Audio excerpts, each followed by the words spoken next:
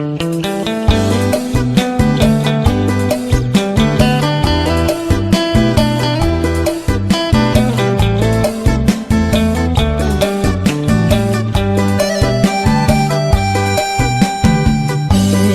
านทั้งสองมีความหมายปองของใจเป็นหนึ่งด้วยความหักสุดซึ้งยืนยันว่าสองไม้ปองเป็นคู่ชี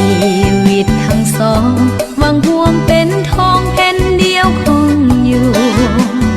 สัวชีวิตอดสู้จะอยู่ด้วยกันจนวันแก่เฒ่ายินดีที่มีงานวิวาเพื่อนมิตรลุงตาต่างก็มาทั้งนั้นมาห่วงใจกันสร้างสรรค์ให้ท่านสุขสมขอให้ท่านทั้งสองจงมองหาไว้ยืนยาววันขอให้ท่านทั้งสองอย่าแปรผันจนวันแก่เฒ่าลงไปเงินทองเกียรติศักดิ์ศรีเหลือไกล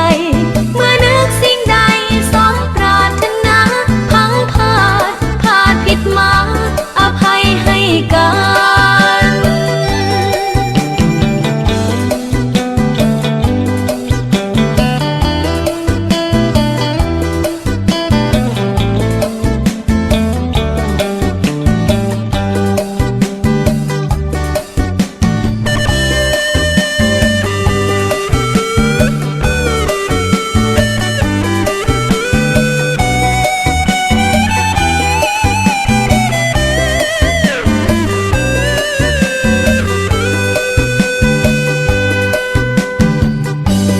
ท่านทั้งสองมีความหมายปองของใจเป็นหนึ่งด้วยความหักสุดซึ้งยืนยันว่าสองไม้ปองเป็นคู่ชี